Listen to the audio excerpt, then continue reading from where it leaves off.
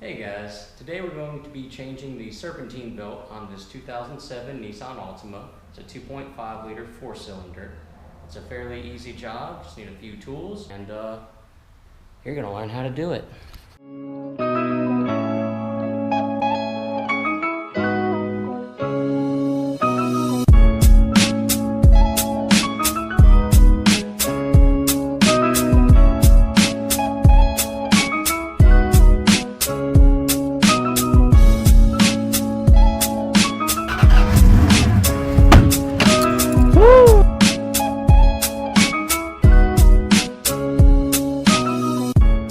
First thing we'll do is pop the hood.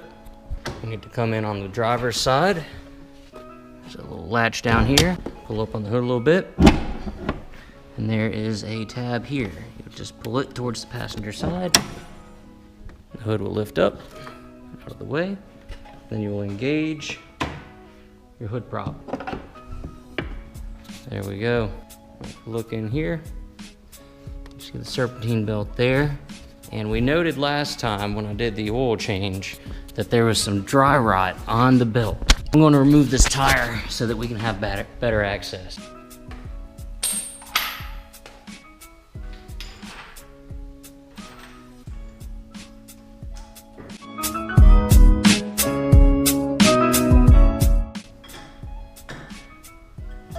These look to be a 21mm socket.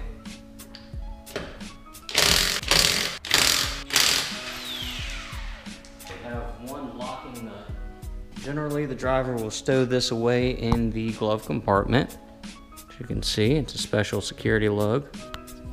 Once you put it on here, you can use the same 19mm socket to remove this.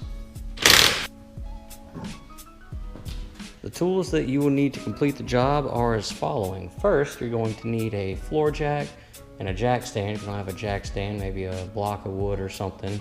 That way you can elevate the car a little bit and take the tire off. You will need a lug wrench or a 21mm socket in order to remove the lug nuts. You're going to need a flathead screwdriver. You're going to need a 14mm or a 5/16 wrench. It is also useful to have a larger size wrench just for leverage. If you have one, great. If you don't, you can still get it done. And then of course you will need a replacement belt. Now that we have the vehicle up off the ground and the tire off, we have placed our jack stand and we are ready to change out the belt. There's supposed to be a panel that goes right in here, and you would use your flathead screwdriver to pop the center tab out, and then you would remove these plastic pieces. However, this vehicle does not have that panel in place, so we don't have to worry about that, I guess. As you can see here, the belt is very dry rot. It has lots of cracks going across the width of the belt. It is definitely due for a replacement.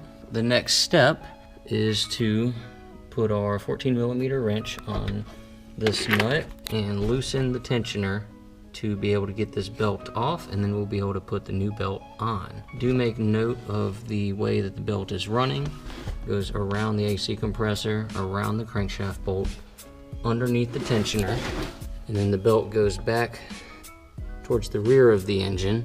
I'm guessing that's the power steering pump. It goes over that. It comes back over here and goes underneath the water pump. Then it goes all the way to the top and goes over the alternator. Do keep in mind the way that your belt is routed. So now we will take our 14mm wrench and set it on the end of the bolt. You'll rotate this clockwise, so righty-tighty. And slip this belt off of it. There you go. Now, all you gotta do is take the belt off of all the accessory pulleys, take it off the alternator up top. Boom. Pull it out. You're ready to put your new belt in. I always like to compare the old belt to the new belt. Put them side by side. Make sure that they have the same number of grooves. Make sure that they're the same width. And then most importantly, make sure that they are the same length. The old belt, of course, is going to be slightly longer just because it is well worn in. Put them side by side, you should see that they're roughly the same length. Put your foot on the bottom, pull your belts up nice and taut. You'll see that they're roughly the same length. The new belt appears to be slightly longer, which is interesting. Usually the old belt is longer just because it's stretched, but these do appear to be identical belts. So what I'm going to do is I'm going to feed this down from the top first. All right, so we're going to start by feeding the belt from the top, up here by the alternator.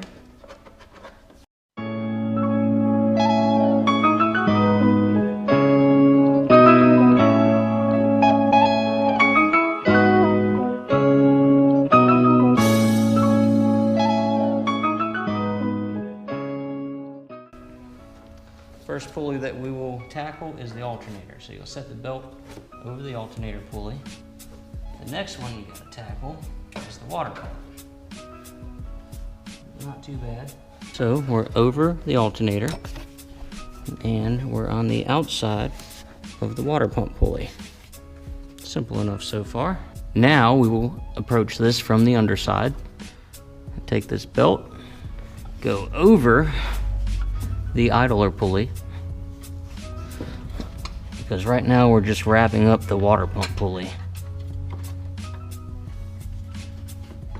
There we go. Now we're going to come towards the back and go over the power steering pulley. See it in there? There we go.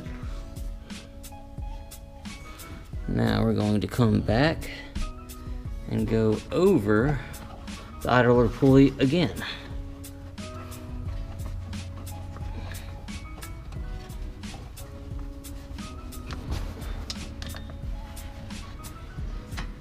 There we go.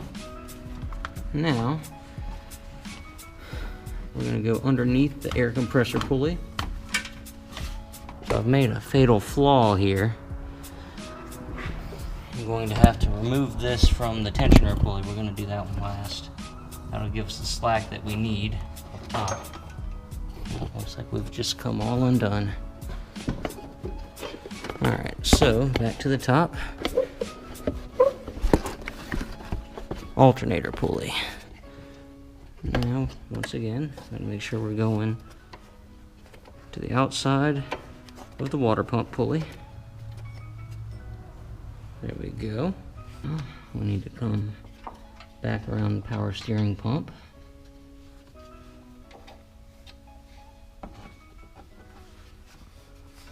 And we'll just make a loop here by the idler pulley, but we won't actually go over it. Next, we're going to go over the crankshaft pulley.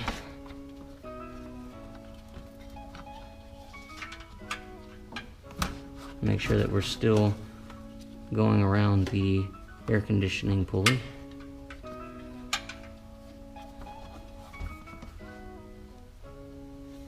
At this point, you'll want to pull all your slack. Try to make sure everything's still seated. It'll be hard to do by yourself, but that's okay. Now, you're ready to try to get the tensioner back on.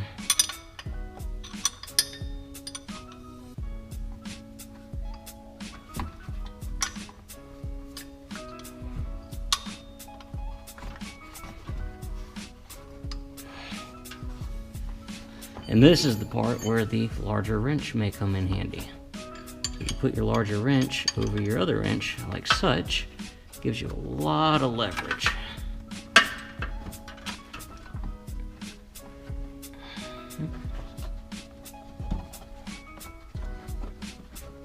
There we go.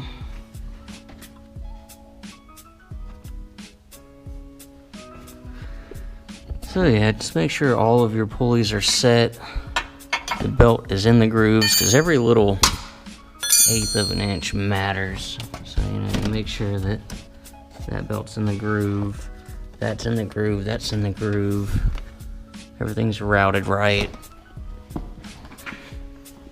Especially this guy up here likes to come off while you're messing with stuff. So, once again, check your routing. We go over the alternator towards the front of the vehicle on the water pump pulley. So we go over the alternator towards the front of the vehicle on the water pump pulley. And this is going to go over the air compressor.